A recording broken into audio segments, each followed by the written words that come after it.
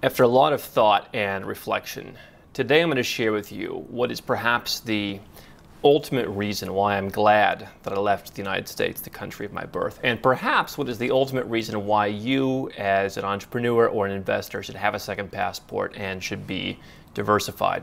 Back 7 or 8 years ago, I left the United States for good and went back only a handful of days in that time before ultimately expatriating from the country and leaving for good.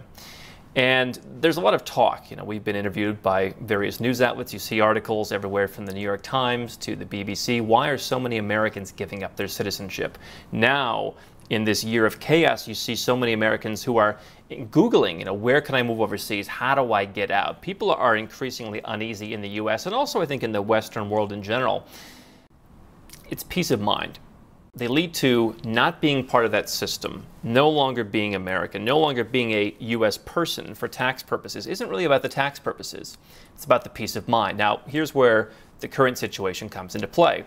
I'm watching the news and I see news of now Donald Trump saying, we're going to not allow our companies to be doing business with China. We're going to go and we're going to look very strongly at punishing them. If you're a U.S. citizen, your president and your country is now basically saying there are going to be penalties for what you do doing business around the world. You cannot leave. And so for me, the biggest reason for me to exit was America first. To me, that was the straw that broke the camel's back. Filing tax returns for a country I visited 0 days a year, annoying, ridiculous, insulting. Having to turn over all my bank details from countries I actually did live in to a country I don't live in, reviling, quite frankly, but I did it, and I did it properly, and I made sure that we checked all the boxes. But when I heard America first, I said, this is the kind of thing that's going to happen. You're going to have a government that's going to increasingly become empowered to go after not only people overseas. People say, Andrew, you don't understand America first. It's about every country respects itself. Believe me, okay? Believe me. The United States, they've hardly been laying down. For as much as people, in the Trump administration have talked about how the U.S. was laying down, what happened was other countries around the world decided to develop over the last 30 years in my lifetime, and they decided to become somewhat successful too and stop living in backwaters in some cases, as I think any intelligent person would agree is their right to do. Every country wants to be successful, and I think some people looked at that as, oh, it's terrible, we need to assert our rights. How a country who's going around invading other countries and telling everyone what to do and impacting the global financial system didn't put itself first, to me, is a little ridiculous. But America first, I knew, would not be just about doing that. It would not be just about asserting dominance on the rest of the world in other ways. It would be about telling you, the American, that you can't do certain things. Now, they had that for years. They have things like OFAC, which prohibits you from doing business with certain people in certain countries. They have the Foreign Corrupt Practices Act, which forbids you from going and doing business the way, in countries the way that they do business. And so it really imposes this U.S. worldview on people who want to go all over the world. And now that's only going to get greater, in my opinion. And so what happens if you're a U.S. citizen who wants to do business internationally? Are countries going to retaliate the way the U.S. does? And the answer, I think, invariably will be yes, in some way, at some time, and in some fashion. What does that mean? It means your ability to do business globally is going to be less. If you want to leave the country, you're going to have few opportunities. We've seen it with COVID. The U.S. passport has essentially become worthless. You might as well have a passport from Guinea-Bissau at this point. Now, that may be a temporary thing, but I think that you're going to see this year of chaos really reshape the world in ways where you're going to see things flatten out, perhaps just a little bit at first, but it's going to begin a flattening out where you're going to see certain countries that we've talked about, larger countries like a Turkey, for example, or Brazil, become increasingly a little bit more influential in the world as the U.S. loses some power, as more things go to China. And basically, the point is, if you're an American, if you're a European, if you're from a country where your country has been going around evangelizing their worldview and putting it upon people, other countries are going to increasingly have the power to say, we don't want your business, and potentially that impacts your business.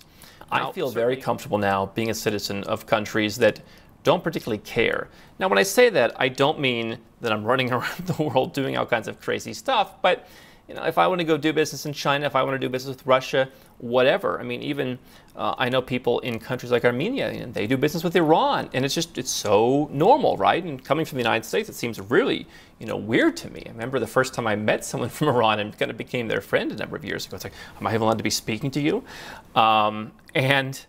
I think that being a citizen of countries that are not judgmental, that don't insist that you do things exclusively their way, that allow you to leave and go out into the world and conduct business, that's increasingly going to be an asset as some of these larger powers get themselves into sticky situations and get you into sticky situations with that. And so what I don't want you to be is to locked out of other markets. We've increasingly seen that over the years with the cryptocurrency markets. We don't want Americans. We don't want people who live in the United States. Don't give us a U.S. address.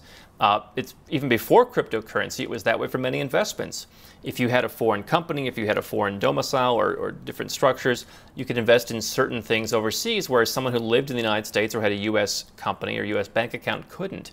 And so I think, by the way, I've started to see that in some cases with all the regulations in the EU and the EEA in Europe, to where there's certain things that I'm doing where they're double checking now, hey, you're not living in Europe, are you? In the European Union.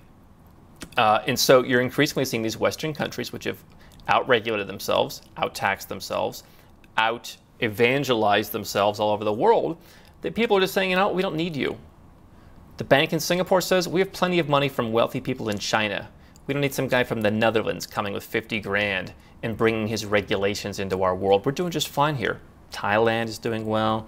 There's more and more wealthy Vietnamese. We've got a whole little ecosystem here with almost no regulations. We'll do business ethically, of course. We're going to run like a real bank, and some of the strongest banks on earth are in Singapore. But why would we want to deal with Americans? Unless maybe in some cases they're really putting in a lot of money, or a European really putting in a lot of money. But even then we're going to restrict them. And so this is what happens. Fewer options, fewer places to bank, fewer places to invest, fewer places to do business, more rules, more restrictions, more cutting into your profits, your ability to go where you want. These Western countries have the power to control not only your travel, and they've effectively done that this year through their policies, but they have the power to control your money. I increasingly hear from people who are very successful who are worried about things like bank holidays and how that's increasingly being adopted by the West. I hear from people who are concerned that they're going to have less freedom to do business and manage their money the way they want. And so for me, leaving that system behind has given me a great peace of mind that I can still act ethically, I can still act like a normal person, I can still run a normal business, make relatively straightforward investments, but I can do so without having to worry about someone breathing down my neck, not having to worry about what rule or regulation is going to come out next. And that's what I've told people, right? What's the next tax they're going to come out with? Is it going to be a wealth tax? Is it going to be a retroactive wealth tax as they want in California? Is it going to be a higher income tax? Is it going to be who knows what? Whatever you guys come up with, as they say in the Balkans, it is not my problem anymore. And that feels really good. Hey everyone. So today I will be talking about my experience and my decisions leading up to the decision to renounce my U.S. citizenship. So after spending years traveling internationally and really getting to see just a taste of how big and diverse this whole world really is and all these different countries and what they have to offer, I really couldn't ever see myself settling down in the U.S. Furthermore, I've been to places where I felt more at home than I ever have been in the U.S. Now, just the logistics of being a U.S. citizen living abroad permanently, it comes with a lot of added stresses and red tape, but with things like FACTA and having to report taxes on a global income, in addition to never really being interested in establishing any kind of roots in the U.S., it just really didn't make sense to hang on to that kind of an anchor or to go through all of those processes, especially, again, if we weren't even planning on returning to that country in the first place. Not to mention the fact that I 100% have an underlying issue with the way that tax dollars are spent, especially considering the U.S. military complex and the utter destruction that they impose on foreign countries and innocent civilians, all just to better capitalize on the oil supply that those countries have and to further solidify the power of the U.S. dollar. America is the greatest country on earth, the strongest, the richest, the most powerful country on earth. As an American, I'm sure you've heard that roughly 135 times a year. 235 if you go to public school. 335 if you go to a Christian academy. We're told that Americans have the best lives of any people in the world. that we have low taxes, small government, and the highest living standards on Earth. And most inaccurately, that we're the freest. Well, it is partly true. America is the richest country, not just in the world, but in the history of the world. It's really hard to comprehend just how rich we are. We have 18 million people who are millionaires. American households own about $100 trillion in wealth, an almost unthinkable amount of money. Okay, so America is the richest country ever. But there's a curious paradox. Most Americans actually have a much worse standard of living than people who live in poorer countries like Germany or Finland or Britain. But how can that be? That shouldn't make any sense. Well, here's the shitty deal. Americans get significantly worse services because our tax dollars don't fund them. So of course our services are worse, and thus we enjoy less happy lives than people who live in the aforementioned countries. Not that difficult a concept to conceive, really. You get what you pay for, said the cartoon dog to the other cartoon dog. And while you might think the reason American tax dollars don't fund as many services is because we pay lower taxes than other countries, that's not even true. When you add federal, state, local, and sales taxes and include other costs and services that our taxes don't cover but other countries' taxes do, like our uniquely high health insurance premiums, you'll find that Americans actually give away more of their wages than most of the developed world. For example, in Canada, for a married worker with 2 kids, all of the previously mentioned costs combined, from taxes to health insurance premiums, make up only 11% of the average wage. In the UK, it's just about 26%. Meanwhile, once you tack on the cost of our outlandish health insurance premiums, you're spending a whopping 43% of your paycheck. That's more than France, Finland, Sweden, and Norway. In real reality, Americans keep much less of what we own than in other countries. In other countries, their government takes a bit more tax, but then gives that money back to their citizens in the form of healthcare or job support, or a general safety net for all vulnerable citizens, no matter how dusky they are. So what do Americans get for the money we pay in?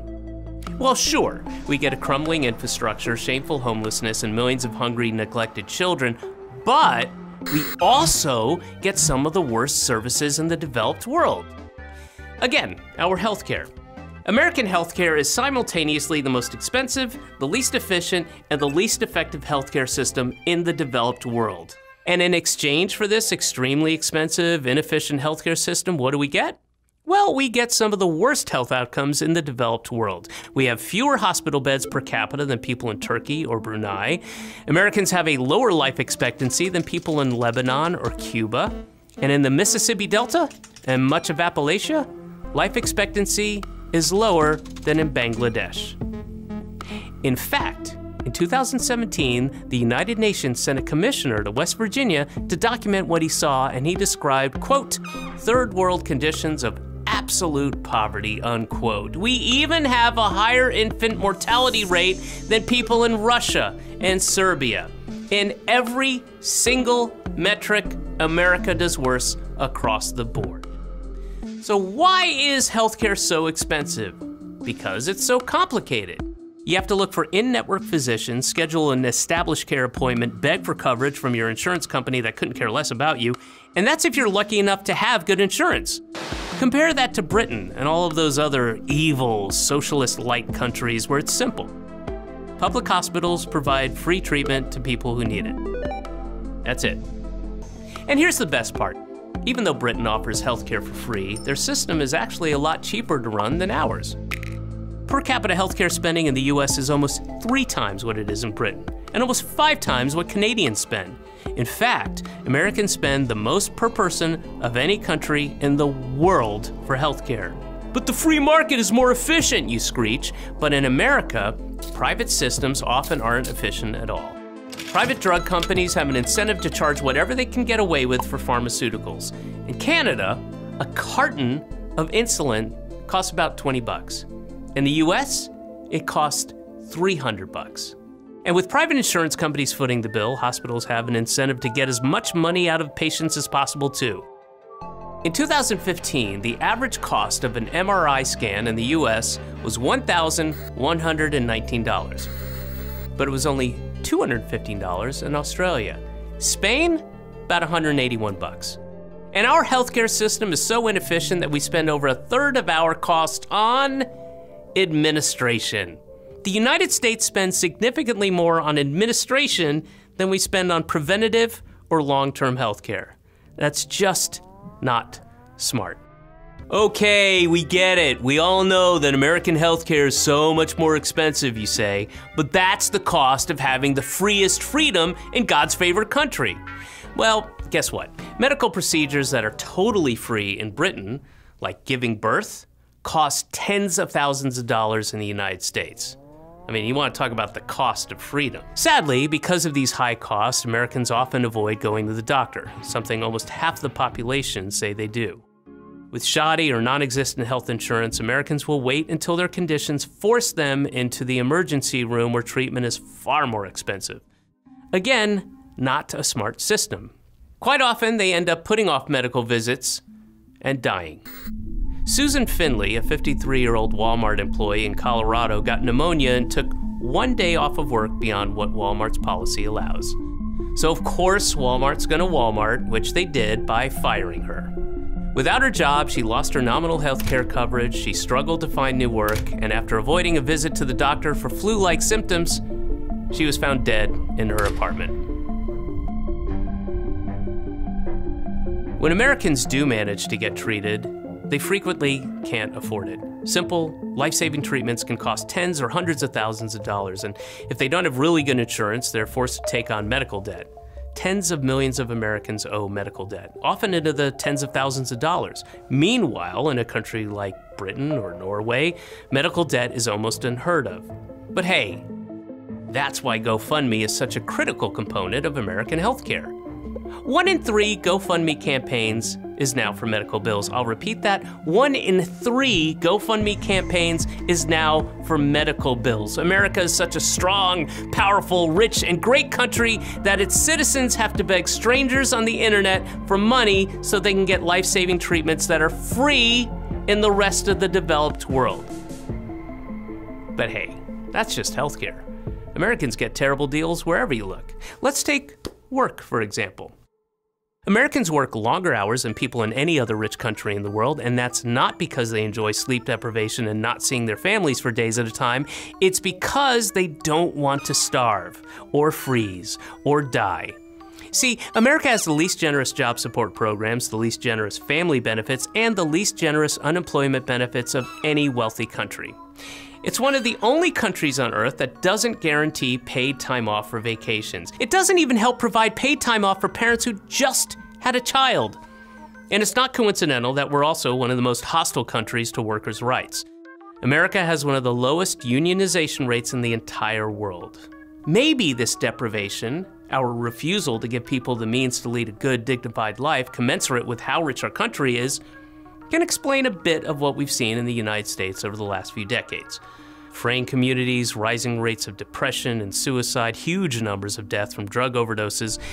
These so-called deaths of despair, suicide, drug overdoses, alcoholic liver disease, they're one big reason why American life expectancy has actually started to decline over the last few years. And with such poor conditions, it's not a surprise that poverty is so rampant in the United States. America devotes a smaller percentage of spending on social welfare than any other industrialized economy because, say it with me, socialism is evil. It's evil.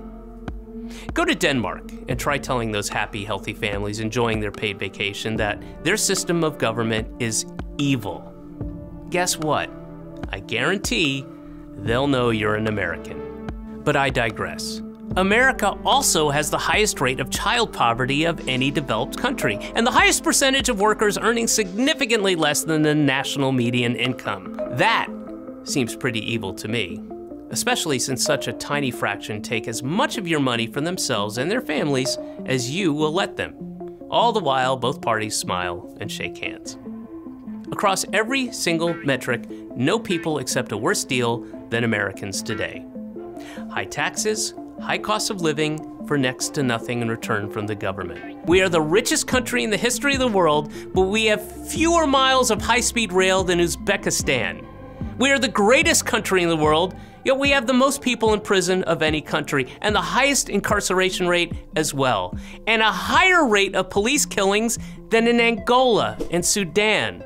America is bad at everything because instead of choosing to make life better for people through a public healthcare system or more generous childcare policies or better public transit or programs that allow people to spend more time with their families, American law is designed and crafted to protect a class of parasitical middleman industries. Instead of using a proportionally tiny piece of the massive amount of the wealth in this country to make people's lives healthier and happier, most of our elected leaders are, and have been for generations, engaged in a massive project of looting, gently and lovingly guiding as much money as possible from working people into the pockets of the well-connected and the ultra-rich.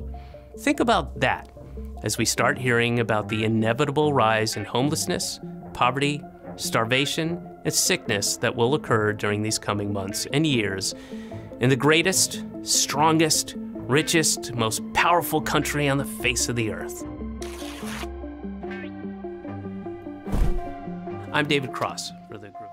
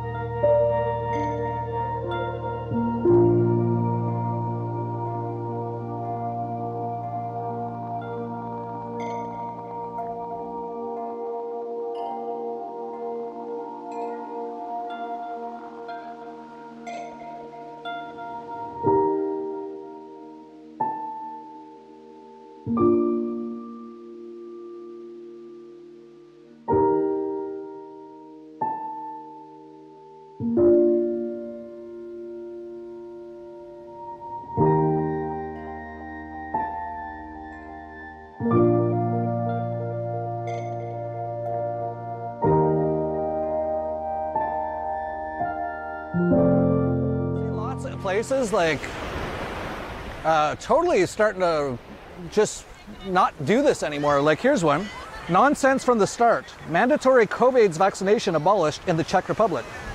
That's interesting. It's kind of funny too that all the best places in the world are like not Europe and not Western Europe, not most of the US.